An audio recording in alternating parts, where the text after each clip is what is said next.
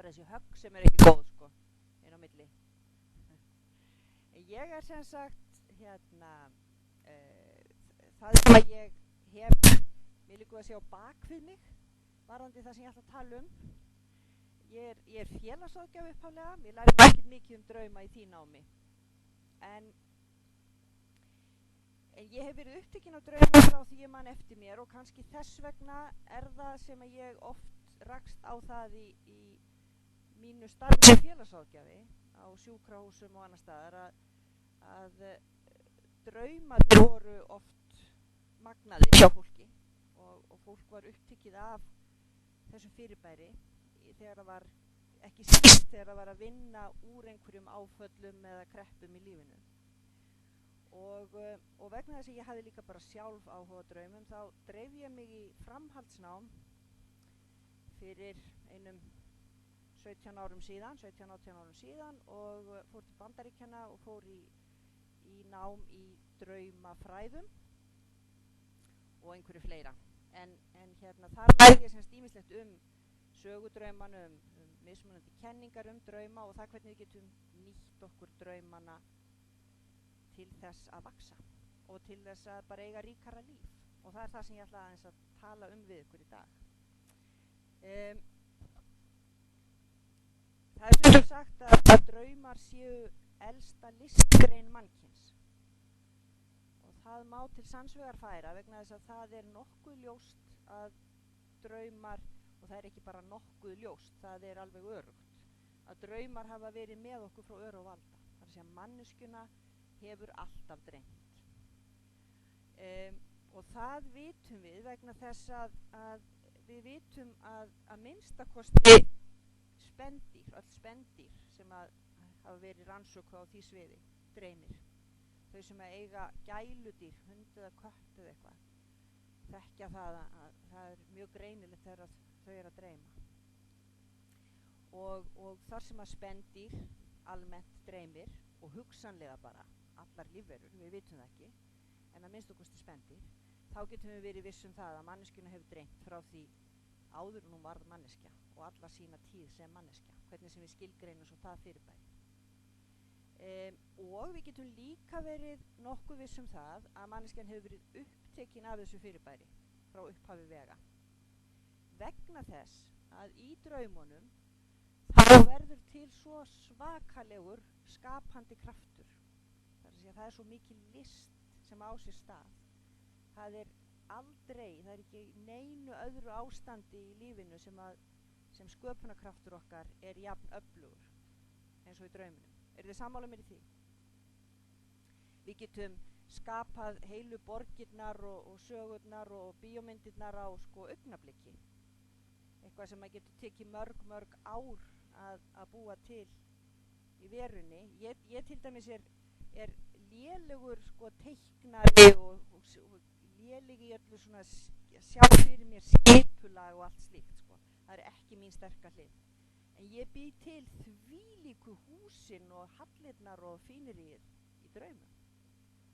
Alveg niður í minnstu smáatriði. Bara svona. Og það getum við öll. Auk þess þá það vitað að listafólk og reynda vísindamenn líka mjög mikið, rauninni allar manneskjur, nýta drauma mjög mikið sem svona innblástur, andagift í verkin sín. Meðal annars þessi listamaður Michael Parks sem gerir svona allskyns magnaðar myndir, svolítið svona surrealistiskar og hann notar mikið drauma til þessa draummyndir. Þetta aftur önnur tegundu draummynd frá Ástralíu, frá frumbyggjum Ástralíu. En hvað draumur? Með hugmyndir það, hvað draumur? Og ég bara skal taka það fram strax að það ekkert rétt eða rangt svar til. Vegna þess að það veit enginn hvað draumur Þeim mun meira sem rannsóknum þetta fyrirbæri og þeim mun meira sem við vitum það hvað gerist líffræðilega og hvað gerist hjá öllum mögulegum manneskjum, ólíkum manneskjum þegar okkur dreymir, þá vitum við ekki hvað þetta hvað fyrirbæri þetta og það eru mjög deildar meiningar það, hvað draumur Það í rauninni alveg frá því að ef við tökum þetta svona á einhverjum skala að fólk hafi þá skoðun eða þá kenningu að draumur sé annar veruleiki, önnur vídd. Og það reyndar nokkuð útbreidd skoðun að draumur sé í rauninni annar veruleiki engu minna merkilegur heldur en þessi veruleiki, þessi vökuveruleiki. En sumir eru þeirra skoðunar að þessi veruleiki sé innra með okkur. Aðrir eru þeirra skoðunar að þetta sé hreinlega önnur vídd, hið ytra líka, og að við getum ferðast á milli þessara vídda. Og það væri gaman að spjalla það lengi, en ég ætla samt ekki að gera það vegna þess að jafn skemmtileg og svo kenning þá veit ég ekki alveg hvað ég á að gera við hana. Þannig séð, hvernig ég get nýtt mér hana. En hún skemmtileg. Og í því samhengi finnst mér alltaf skemmtileg sagan af kínverska spekingnum sem að vaknaði einn morguninn og sagði: í nótt dreymdi mig að ég væri fiðrildi. Og nú spurningin þessi: er ég maður sem dreymdi í nótt að hann væri fiðrildi? Eða er ég fiðrildi sem nú að dreyma að sé maður? Og þetta auðvitað oft spurningin og ég vissum að ég kannist þessa tilfinningu, þar að segja er þetta sem ég man, var það draumur eða var það veruleiki? Kannist ekki öll þá tilfinningu að einhver tíman að við erum ekki alveg vissum eitthvað, einhverja minningu sem þið eigið sem þið ekki alveg vissum hvort ykkur hefur dreymt eða hvort það raunverulega gerðist. Ég minnst kosti lendi oft í því. Nú svo eru kenningarnar það að þetta sé einhvers konar skilaboð frá öðrum víddum. Og jafnvel að við getum sem sagt ferðast að einhverju leyti yfir í eða tengst veru úr öðrum víddum eins og framliðnum, álfum eða bara hinnu ýmsa sem að fólk þá trúir að búi í öðrum víddum. Svolítið eins og þegar við stillum á mismunandi sjónvarpsstöðvar eða útvarpsstöðvar, það vitum við öll að hægt. Við vitum að allt þetta sem að við náum í sjónvörpunum okkar, útvarpunum okkar og jafnvel símónum og svona, það hérna einhvers staðar. Það í ljósvakanum hér. Svo það bara ef við stillum inn á það rétt, stillum inn á þessa bylgjulengd, þá náum við stöð 2 og stillum inn á þessa náum við RÚV og þau veitir.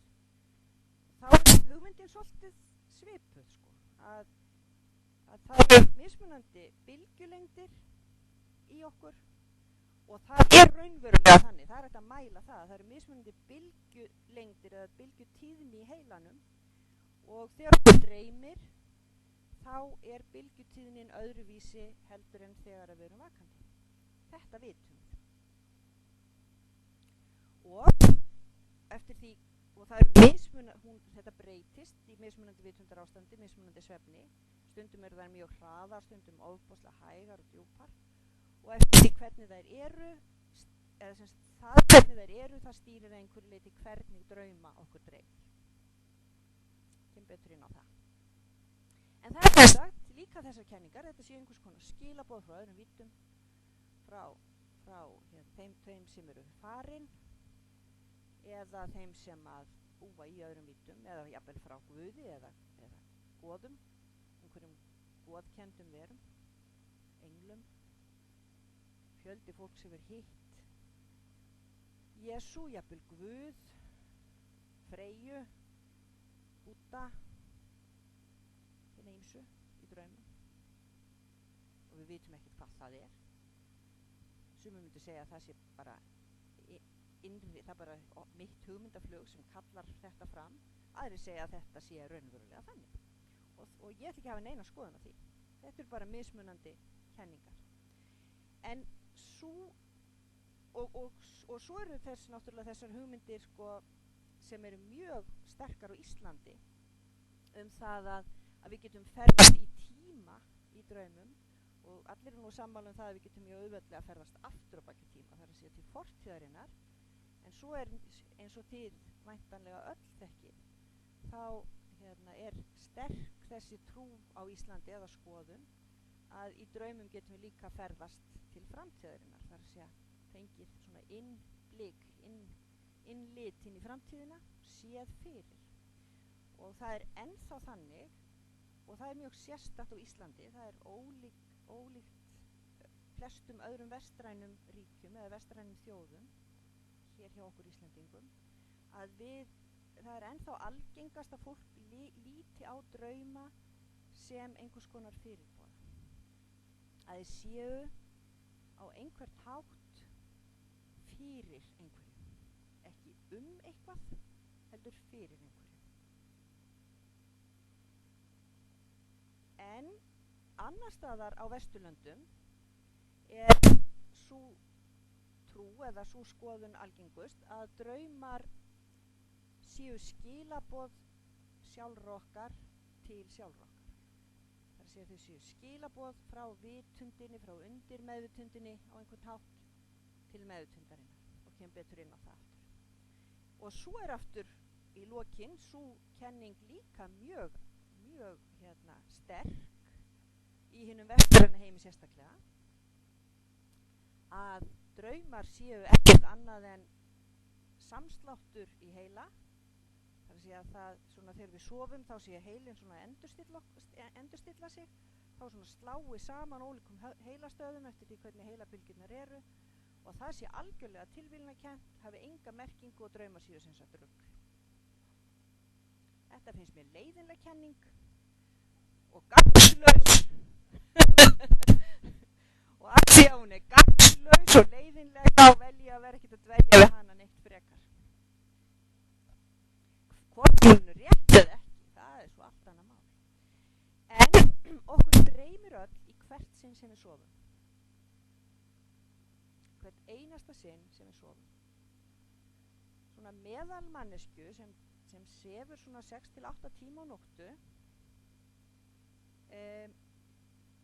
og sefur sæmilega, svona, nær einhverjum djúpsvefni og svona mismunandi svefnstigum, getur dreymt allt upp í svona 10-20 drauma á nóttu.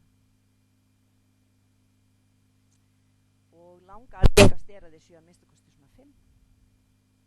Þannig að þegar að fólk segir mig dreymir aldrei neitt, þá er það misskilningur. Okkur dreymir öll. Það er hins vegar mjög misjafnt hversu vel við munum það. Og ég veit ekki til þess að sé nokkur manneskja sem man alla draumana sína. Það væri einhvern veginn að æra óstöðugan. Það er svo mikið magna upplýsingum sem fer á milli þessara vitundastiga á hverju nóttu, að vökuvitundin okkar, sem er ofboðslega takmörkuð, hún ræður ekki við það að muna það allt saman. Bara getur það ekki. En við getum eins og að þjálfa okkur í að muna eitthvað, flestar nætur.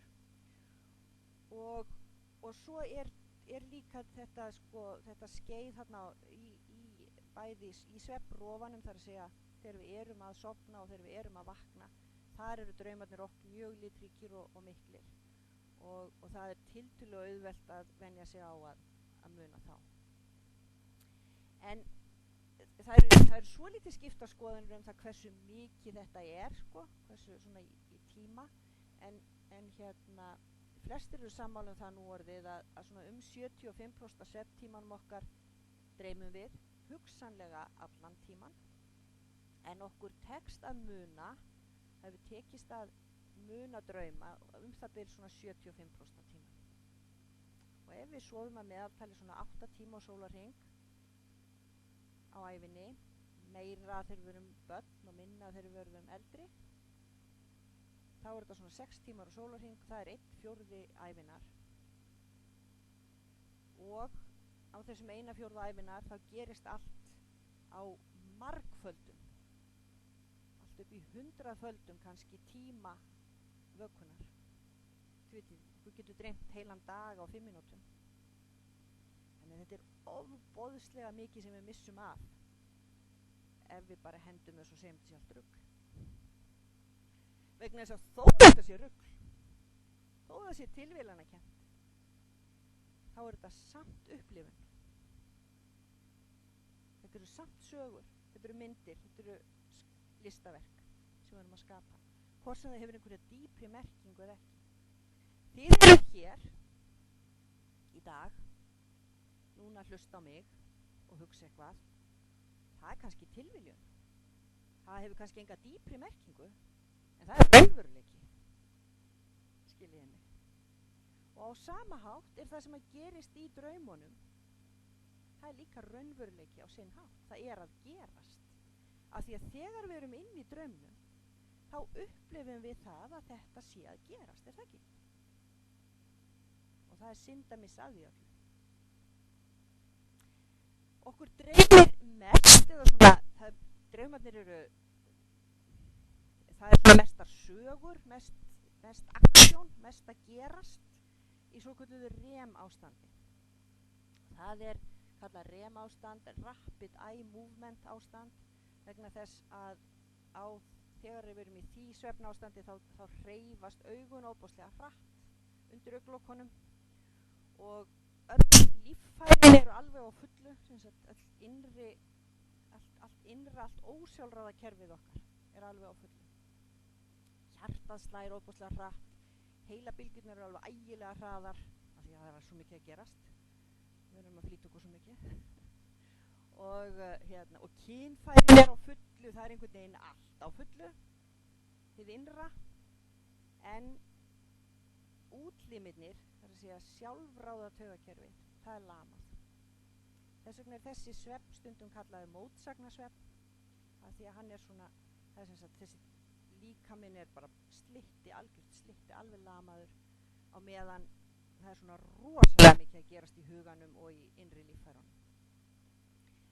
Sumir telja að það sé þess vegna þessa mótsagnakennda ástands sem okkur dreymir stundum þegar við höfum martraðir, að þá er rosalega mikið að gerast en við náum ekki að bregðast við líkamlega eins og við viljum. Við náum ekki að hlaupa, við náum ekki að berja frá okkur, við náum ekki að öskra. Þetta er eitthvað sem við nánast öll könnumst við. Og það er þá vegna þess að við finnum einhvern veginn fyrir þessari lömun leið og allt að gerast. Það slær saman í draumnum og verður að mjög sterkri upplifun sem segir okkur þegar við vöknum að við höfum haft martröð, og ef við hugsum lengra þá vitum við að martraðirnar eru eiginlega alltaf að segja okkur eitthvað innri líðan. Það eru að endurspegla á einhvern hátt, eða ég tel það, að martraðir séu eiginlega alltaf, ef ekki alltaf, að endurspegla einhvers konar kvíða eða ótta sem við höfum innra með okkur, og ef við vinnum úr þessum martröðum, að þá erum við leið að vinna úr þessum kvíða, spennu, ótta. En sem sagt, okkur dreymir samt í öllu vitundarástandi, þegar að segja ekki þessu kannski nákvæmlega sem við erum í núna, þó getur vel verið að sum ykkar séu aðeins hætt að heyra það sem ég segi og séu komin inn í að hugsa eitthvað annað og jafnvel komin á einhvern annan stað, sjáu fyrir ykkur einhvern annan stað, þið eru að því að stundum, og við erum svona pínu inn í dagdraumnum, og það er í rauninni draumur líka, þá erum við svolítið á mismunandi stöðum í heilahvelunum. Draumar hafa verið, eins og ég segi, frá upphafi vega hluti af lífi manneskjunnar og enda eru allar elstu rituðu heimildir heims fullar á draumum. Og með því að skyggnast inn í hugmyndir, bæði náttúrulega þessar gömlu rit sem að þau elstu eru svona 4-5.000 ára, sem eru full af hugmyndum drauma, eða drauma og einhverja frásögnum af draumum, og líka með því að skyggnast inn í hugmyndir frumbyggja í dag, þess að náttúrufólk sem lifir í tengslum við náttúruna, þá getum við kannski gert okkur einhverja mynd af því hvernig saga draumanna er. Og þeir og eins og ég sagði áðan, þá er sem sagt eru Íslendingar, þeir skera sér dálítið úr, líklegast vegna þess að við lifðum alveg fram á bara síðustu öld á svipaðan hátt eins og frumbyggjar, og sumir gera það enn. það er þessi mjög sterkum tengslu við náttúruna, voru mjög háðu náttúrunni á allan hátt og einhvern veginn og svolítið duttlungum hennar og allt þetta sem við höfðum ekki þessa tilfinningu sem við höfum í dag sem er reyndar sem er blekking, en í dag höldum við getum stjórnað öllu. Það er svolítið þessi, bara læra að stjórna öllu, það er þetta þessi kontrólþörf sem við höfum í dag, en það er ekki langt síðan að hún var ekki þarna. Við gerðum okkur grein fyrir því að við getum ekki stjórnað algjörlega öllu. Við getum ekki stjórnað náttúruöflunum, veðrinu, við getum ekki stjórnað því hvað náttúran gefur, hvort hún gefur mikið af sér á sjó og landi og svo framvegis. Við getum ekki stjórnað sjúkdómum og dauða, við getum jafnvel ekki stjórnað ást og hatri og öllu því. Þetta bara gerist allt í lífinu einhvern veginn. Þetta er hluti af því sem gerist. Og einu sinni gátum við heldur ekki stjórnað mikið eða kunnum við það ekki vel að stjórna barneignum og svona.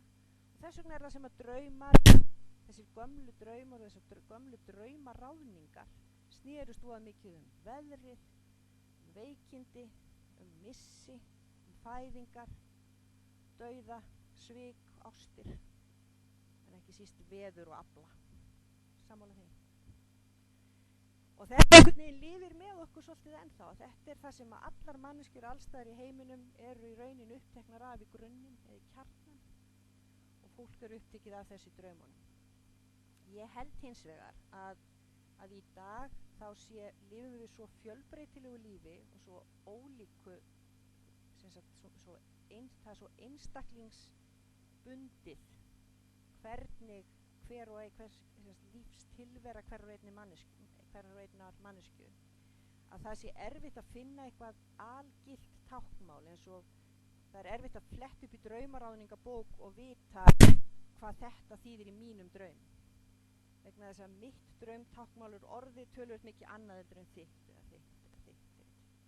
Einu sinni þegar við lifðum öll svipuðu lífi þá var hægt að búa til svona sameiginlegt táknmál. Núna er það miklu flóknara. En sem sagt nútíma vinna með drauma er að hluta til fengin úr þessari sögu frá því sem við höfum lært í gegnum árþúsundin og að hluta til er draumavinna í dag fengin frá þeim Freud, sem að allir þekkja nú nafnið, en hann sem sagt taldi að draumar kæmu frá undirmeðvitundinni og væri oft skilaboðum bældar tilfinningar, og hann var mjög upptekinn af kynferðislegri bælingu. En kannski hafa enn meiri áhrif í dag kenningar Jungs, sem var tíma félagi Freuds og síðan skildu leiðir hjá þeim. Þessi Jung fannst Freud vera of upptekinn af kynlífinu og Freud fannst Jung fara út í algjöra vitleysu þegar hann var farinn að halda það að í draumunum gætum við verið tengslum við framtíðina og það sem að Jung kallaði samvitund. Þannig að í dag eru langflest hugtök sem við notum í svona fræðilegri draumavinnu fengin frá Jung. Það er skugginn og það er anima og animus og alls konar svona hugtök sem við notum ekki í nútíma draumavinnu sem eru fengin frá honum. En hann var auðvitað barn síns tíma. Það eru 100 ár síðan hann var að vinna með drauma og setja fram sínar kenningar. Þannig að í dag höfum við auðvitað bæði lært margt og þróað bara í takt við nútíman þessar kenningar. Nú ætla ég að segja ykkur það. Sko, ímyndum okkur nú ísjaka.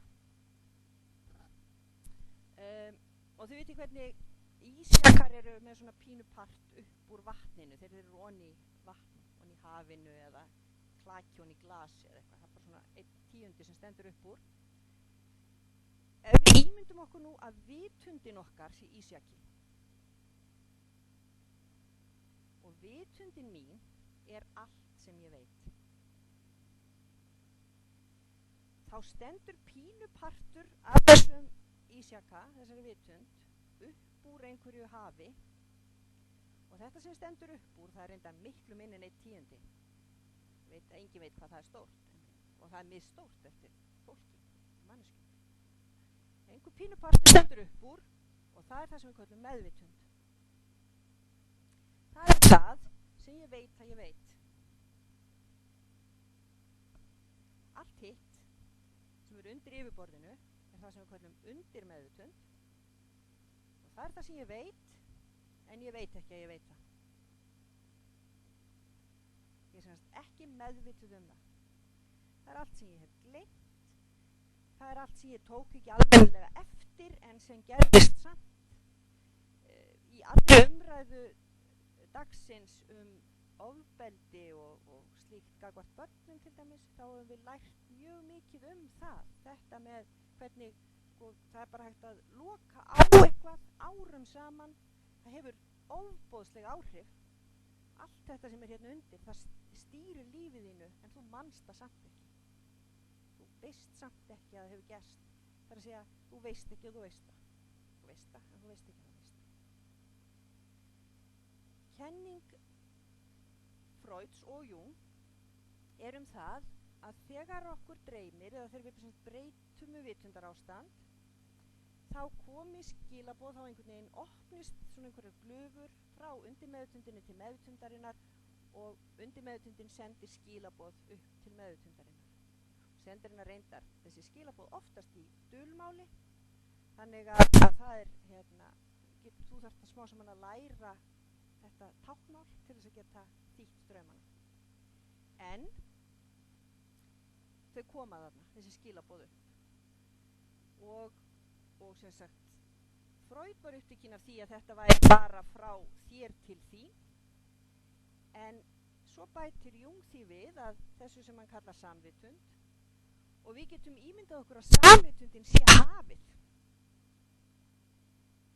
með öllum ísjökunum í. Og allir þessir ísjakar eru ofan í hafinu. Það er að segja, samvitundin er allt sem allt veit. Og hefur alltaf vitað. Allt sem hefur verið vitað. Og hann gekk svo langt líka að segja að tíminn væri ekki bara svona lína, þannig að ég gangi hér eftir þessari tímalínu og hún hverfi hér fyrir aftan mig og verið til fyrir framan mig. Heldur sér tíminn meira eins og hringur eða engi eða alheimurinn eða geimurinn eða eitthvað. Hann er allur til og ég get ferðast einhvern veginn í honum á mismunandi hátt.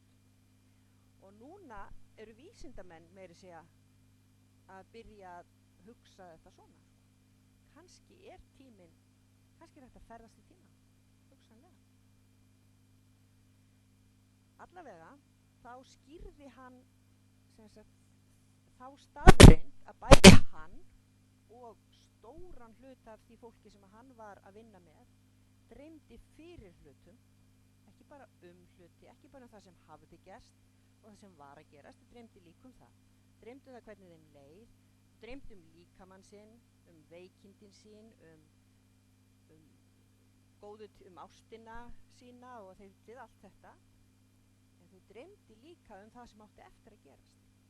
Og hann dreymdi ofboðslega sterka drauma kringum 1913 sem voru svolítið að fara með hann, þeir höfðu svo mikil áhrif á hann. Og það voru draumar sem að hann síðan tengdi mjög bara ákveðið við það að hann hefði dreymt fyrir fyrri heimsstyrjöldinni. Og það er löng saga að segja frá því, en hann sem sagt, hann dreymt, það var svona það sem að vakti hann til vitundar það að við gætum séð eitthvað fram í tíman og að samvitundin, að við gætum þegar okkur dreymir þá einhvern veginn komist við tengst við miklu meira heldur en bara okkar vitund. Og nú vitum við að allt er orka sem að safnast saman í mismunandi tíðni og þar af leiðandi allt efni í raunin á hreyfingu, það er bara mismunandi mikilli hreyfingu eða lítilli.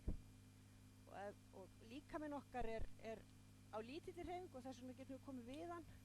En svo einhver orka í kringum okkur sem við finnum meiri segja þegar við komum nálægt annarri manneskju. En sem þá meiri hreyfingu og í öðru samhengi. Þannig að að þetta kannski ekki svo fráleitt. Tíminn þýtur,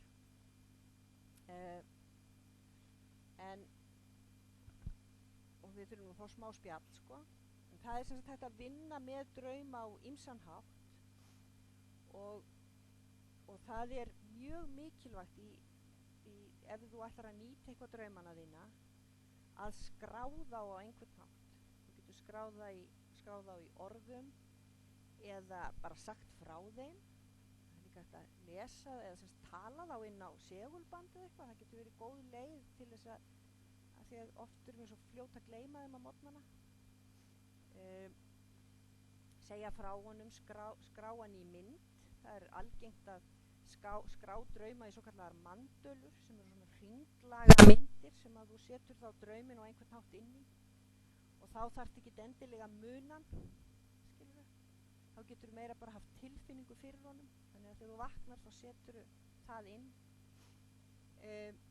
og svo hægt að vinna áfram með drauminn og ein leið til þess að vinna með drauma að þjálfa svokallað skýrdreymi sem eitthvað sem að kannski sum ykkar þekkja, sem það þegar að okkur að dreyma, við erum sofandi, okkur að dreyma, en allt í einu áttum við okkur á því að okkur að dreyma. Og draumurinn heldur áfram og þú veist að þetta draumur, en hann heldur samt áfram. Og í því ástandi þá getur þú breytt þér í draumum. Þar sem þú getur breytt hegðun þinni, þú getur stjórnað þeirri persónu í drauminu sem þú hefur tilfinningu fyrir að sért þú. En það er svo skrítið að allir aðrir karakterar, allar aðrar persónu í drauminum halda bara áfram á sinn hátt. Og þetta skemmtileg saga af því þegar að maður sem heitir Robert Bosnak, sem ég ætlaði nú að segja ykkur aðeins meira af, hann dreymir að hann að labba fram hjá háskólanum sínum og hann allt í einu fattar að hann að dreyma. Hann hefur svo mikla þörf fyrir að deila þessu með einhverjum. Það situr maður í leigubíl, sem leigubílstjóri, situr þarna í bílnum sínum og hann bankar á gluggan hjá honum og leigubílstjórinn skrúar niður rúðuna og hann segir, gerðu þig grein fyrir því að þetta draumur og þú ert persóna í draumnum mínum, segir það við leigubílstjórann. Og hvað það leigubílstjórinn gerir? Flýtur sér að skrúa upp á dæsarnum verður. Þannig að leigubílstjórinn í draumnum, hann brást við að vera nákvæmlega eins og leigubílstjóri myndi, eða hver sem myndi bregðast við í vökunni. Þannig að hann gæti ekkert stjórna því. Það bara, ísi, það hérna það snar geggjaður. Ég reyni að fylgja þeirri reglu þegar að ég að vinna með drauma með öðrum, sem ég gerir töluvert. Það að túlka aldrei drauminn fyrir aðra manneskju. Vegna þess að draumar eru svo persónubundnir. Annars vegar og hins vegar nokkuð víst að ef einhver manneskja kemur til mín og segir mér drauminn sinn, ég tala nú ekki ef ég þekki þessa mannesku vel, þá mun ég hafa einhverjar væntingar, óskir, ótta og allt mögulegt gagnvart þessari mannesku. Segjum að mig langi til þess að þessi manneskja fari nú að bara skilja þennan kall sem hún gift, eða þessa kettlingu sem hann giftur, eða þið vitið eitthvað. Svo dreymur einhver draum og ég sé strax það, af því það mín ósk. Og þá fyrir ég að túlka drauminn út frá því sem ég vildi óska þessu drauminu að vera að segja manneskjunni, skiljiði. Og það ekki sniðugt. Það bara ekkert sniðugt. Og það alveg sama hversu hlutlaus við reynum að vera. Okkar væntingar og hugmyndir hina manneskjuna og hennar líf, þau munu alltaf hafa áhrif á það hvernig ég túlka draum hennar eða hans. Þannig að mín leið alltaf svo að hjálpa manneskjuna að fá skýra mynd af draumnum, spyrja spurninga sem gera það verkum að manneskjan sjálf smám saman getur þýtt sinn draum. Og það mikilvægt. Ég ætla að hoppa yfir þetta auðvitað svo við náum því ekki. En það gaman að vinna með drauma í hópum. Ég ætla líka að hoppa yfir þetta og hingað. Vegna þess að ein af þeim kenningum sem dálítið að vaksa þessa dagana, vaksa fiskur og hrygg, og meðal annars komnir hvað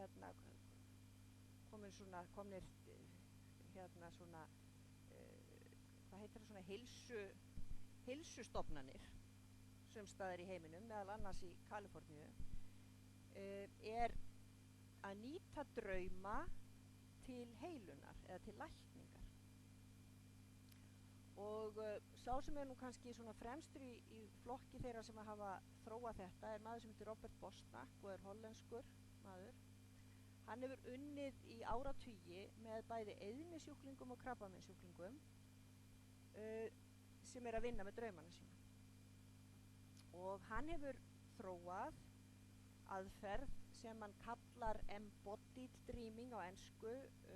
Ég kalla það líkamsdraumi, en það nú örugglega til einhver betri þýðing. Hann segir sem svo, líkaminn hefur ákveðna greind, ákveðna visku. Og þetta nú eitthvað sem að hann nú alls ekkit einn að halda. Þetta er mjög útbreidd kenning í dag að sem sagt frumur líkamanns í rauninni hafi einhvers konar vitund. Að heilinn sé ekki það eina sem hugsar í rauninni.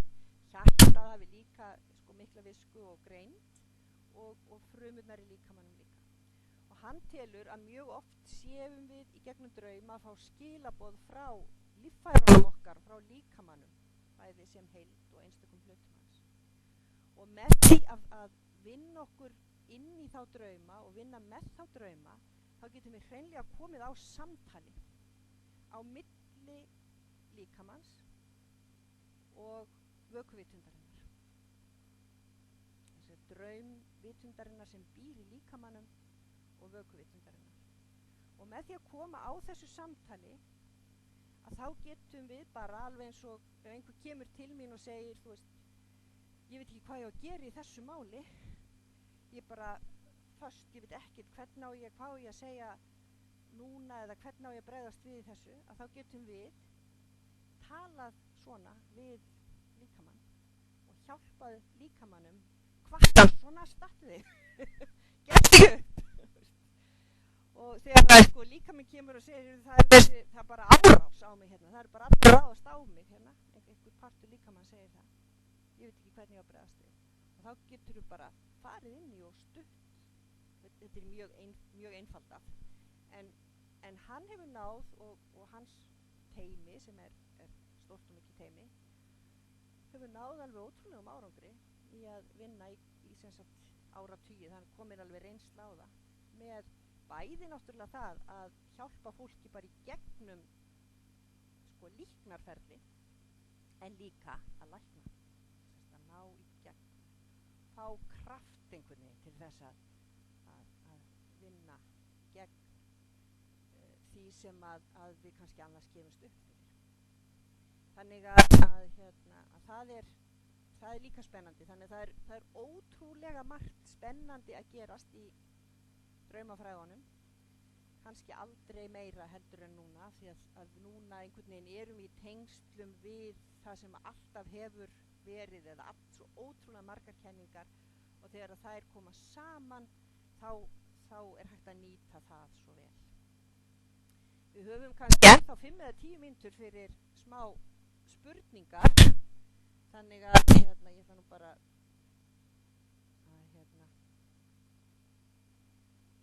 ef þið viljið spyrjum eitthvað, já, eða bæta við, já.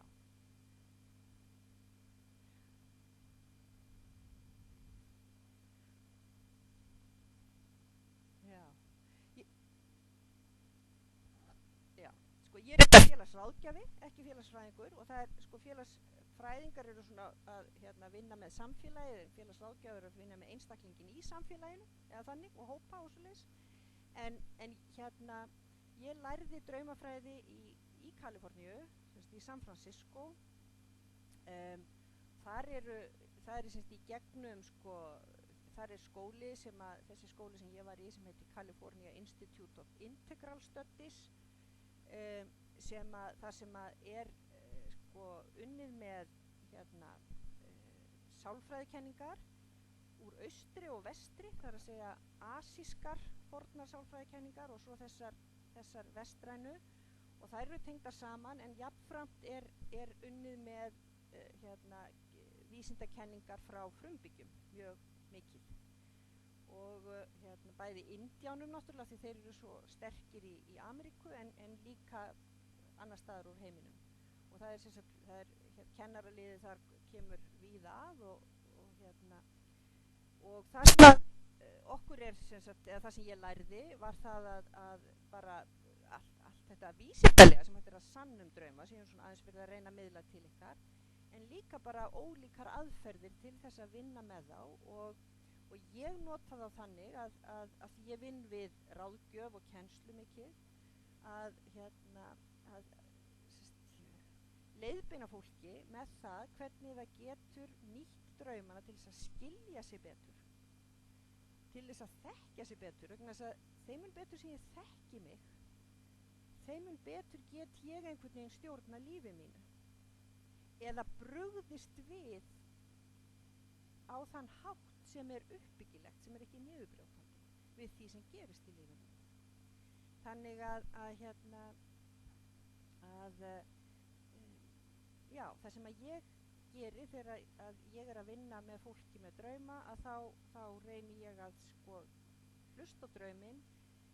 Ég reyni að nýta aðferð bæði Jungs og Roberts Bosnaks, sem er svo að halda aldrei að ég viti hvað draumurinn þýðir, að hreinlega bara finna vanmátt minn gagnvart honum, algjöra, það er ekki alveg þetta er meira bara vá, ég veit ekki hvað þetta er, hvað ætti þetta gæti verið, þetta gæti verið þetta, hvað ætti þetta, þið vitið, og svo spyr ég spurninga, þannig að með því að gera það þá einhvern veginn miðla ég þessari opnun til þess sem að situr með mér, sem getur þá opnað fyrir alls konar möguleika, og þá heldur kannski draumurinn einhver leyti áfram, þar að segja þá heldur undirmeðvitundin áfram að gefa skilaboð. Já, já, auðvitað eða eitthvað. Og stundum nota ég þá aðferð sem ég nefndi lítilega áðan, sem er það að segja, ef þetta væri minn draumur, þar að segja að ég hreinlega set mig í þá stöðu að mig hafi dreymt þennan draum, ég set mig inn í drauminn, og ég segi frá því hvernig ég myndi skoða drauminn fyrir mig ef mig hefði dreymt það. Þá gef ég hugmynd en ekki svar. Og þetta bara, það er erfitt að sko greina frá því í smáatriðum hvað gerist, en það eru töfrar í draumum. Það er bara einfaldlega þannig. Það eru einhverju töfrar. Það opnar, sumir segja að þeir tali tungumáli sálarinnar, sko, hvað sem sálin er, en það eru einhverju töfrar sem að gera það verkum að draumar eru lyklar sem opna ótrúlegustu dyr að styrk okkar, að þekking okkar og sjálfum okkur og umhverfinu, og hjálpa okkur í samskiptum og svo framvegis. Svarar þetta einhverju leyti spurningunni?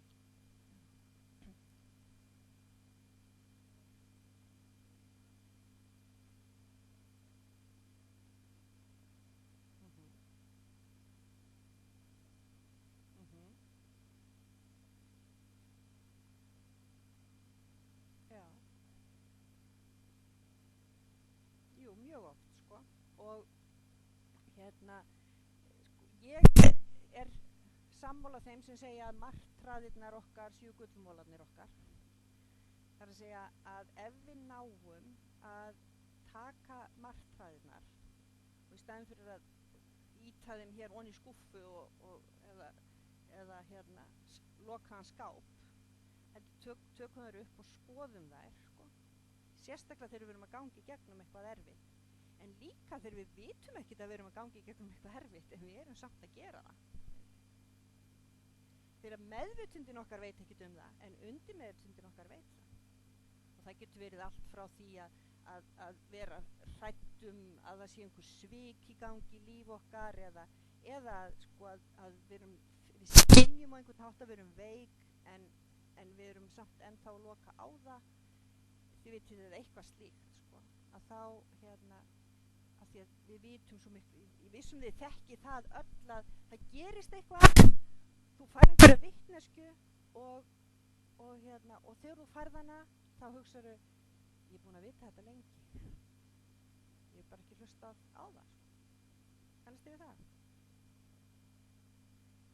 Að vita í rauninni eitthvað sjálf ykkur eða umhverfið en þið lokið á það. Já, veit það.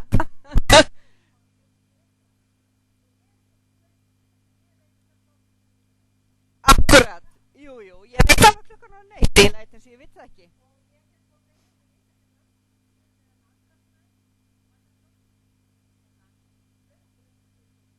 Mhm,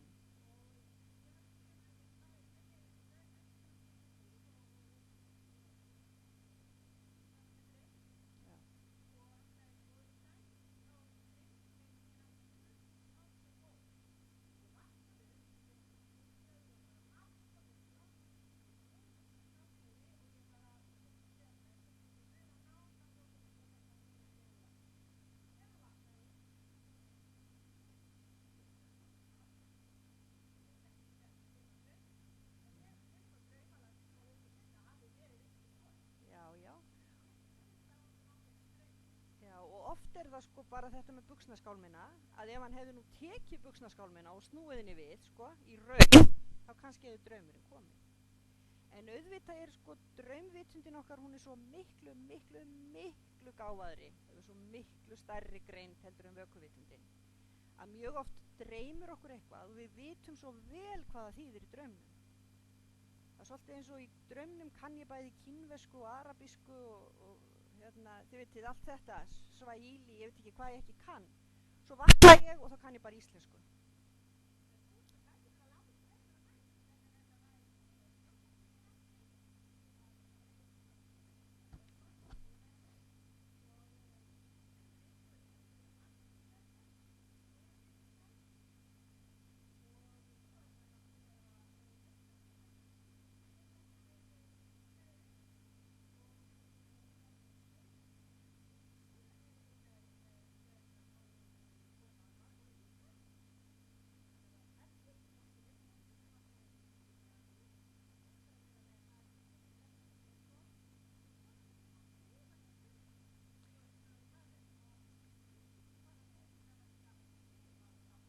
Já.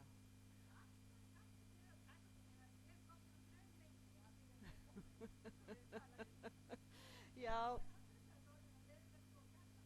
takk sömuleiðis bara. Takk fyrir að vera með ykkur.